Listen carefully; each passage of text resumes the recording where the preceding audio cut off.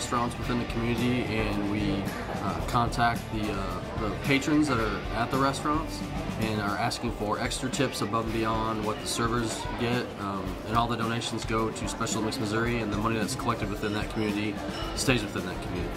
Since I started doing this last year here in Jeff City for the kickoff, I think it's a great thing. We bring exposure to law enforcement, to LETR, but we also bring exposure to Special Olympics, and I think it's a good thing within Jeff City. I'm glad they're doing it. It's been amazing, actually. It's good to get out with the public. It shows you the public also as well. It shows you that we're not just cops and we arrest people. We have a sensitive side. We can get out, we can talk with people, get to know people, and it's just not always business with us. We actually have a heart as well. In my view, you get to personally get to know people a little bit more here.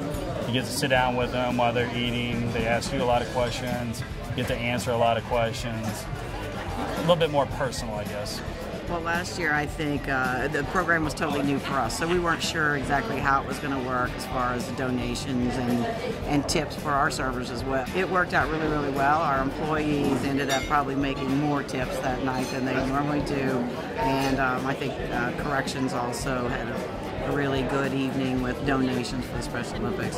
So I think we learned a lot about how we both can work together to make things happen for our community. Yeah, it's our first year doing it. We were actually asked to do it kind of last minute.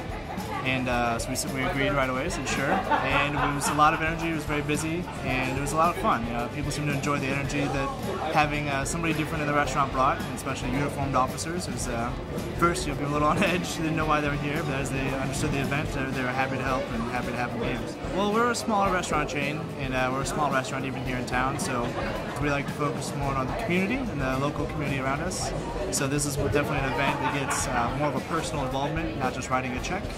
And it's much more our style of service, so it's fun to be able to be a part of.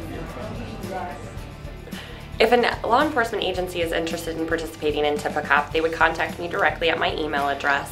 From there, they would work with the restaurant of their choice that they would like to participate.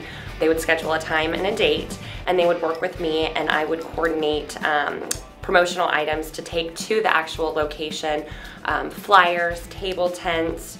I would also provide them with a template for a press release where they could send that out throughout the area. We could post that on our Special Olympics website as well as on our social media websites. And then basically the restaurant and the law enforcement agency coordinate how many officers are going to be there. It just always ends up being a great event. Not any money to get the event off the ground, and it's a lot of fun.